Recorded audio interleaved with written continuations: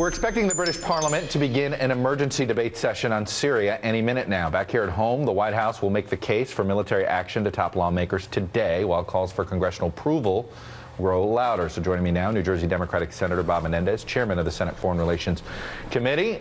Senator, very simply, do you think Congress should authorize something, authorize the ability for the president to strike before he makes that decision? Well, look, I think it would be desirable both for the president and to send an international message. But I also recognize that under the War Powers Act, the president has the right to act, and if that action prolongs itself into a 60-day period, then from my perspective, he has to mandatorily come to the Congress. Are you concerned now that it seems that over the last 24 hours, the Arab League, tough statement on Assad, but doesn't want military action? We see what's going on in the British Parliament. They're beginning their debate now. Clearly, the Labour Party in particular would like to tap the brakes. We know there are plenty of members on Capitol Hill that feel the same way. Is the president moving too fast? Look, I think the president is proceeding with caution. He's availing himself of all evidence of that he can deduce from his intelligence reports, from the sharing of intelligence with other countries.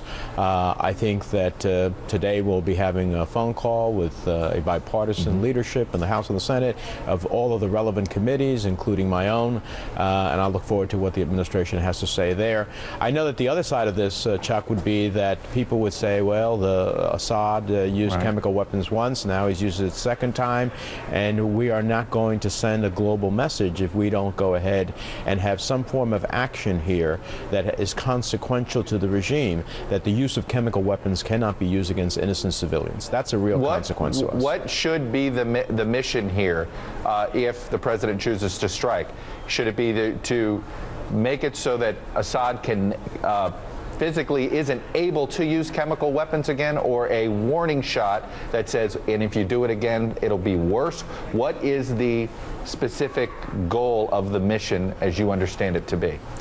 Well, I haven't heard yet what the mission is, so I don't want to say that. But I can say that it seems to me that it has to be consequential. I think the president referred to that in his remarks recently. And those consequences can have a variety of elements to it. You can strike at critical assets that the regime needs, generation plants, traffic choke points. You can strike at a particular aircraft so it doesn't ultimately have the ability to deliver the missile systems that can deliver the chemical weapons. There's a variety of options here that would be very consequential, give the regime a message, and globally send a message that you can't use chemical weapons against innocent civilians. This is beyond even Syria now, from my perspective. This is about whether or not the world is going to send a message that you cannot permit chemical weapons to be used. So the world has to send a message. Do you believe our national security interests are at stake? I do. Look, if you can have chemical weapons used inside of Syria with impunity, then the next thing is that those who have access to those chemical weapons anywhere in the world will begin potentially to say, hey, nothing will happen. Let me use the chemical weapons. That can be used against an ally. It could potentially be used against any of our troops globally. I just believe that inaction ultimately breeds confidence in those who have access to chemical weapons, that they can use it without consequence. And that clearly is not in our national interest or our national security. Do you think the president should have acted 3 months ago, the first time the red line was crossed, or that there was strong evidence that the red line was crossed on the use of chemical weapons?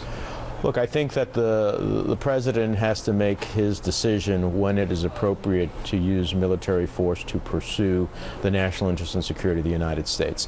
And I think that this time, when we see 355 citizens die, when we see that both the methods used, the tactics, the delivery system pretty much point to the regime, that having not just the United States, but I hope some of our partners will join us in this, will ultimately send that global message that you can't use chemical weapons. And so, you know, it's interesting. I'm sure there will be those who clamor now for having a voice, and at the same time, they'd be critical of the president if he didn't act.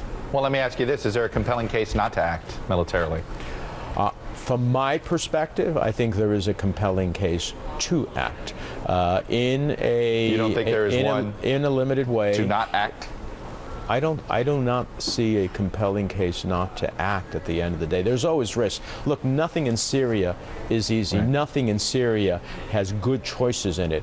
But if you permit a global message that the use of chemical weapons can be done with impunity, then I think you're buying yourself a much bigger challenge in the world. All right. Bob Menendez, chairman of the Senate Foreign Relations Committee.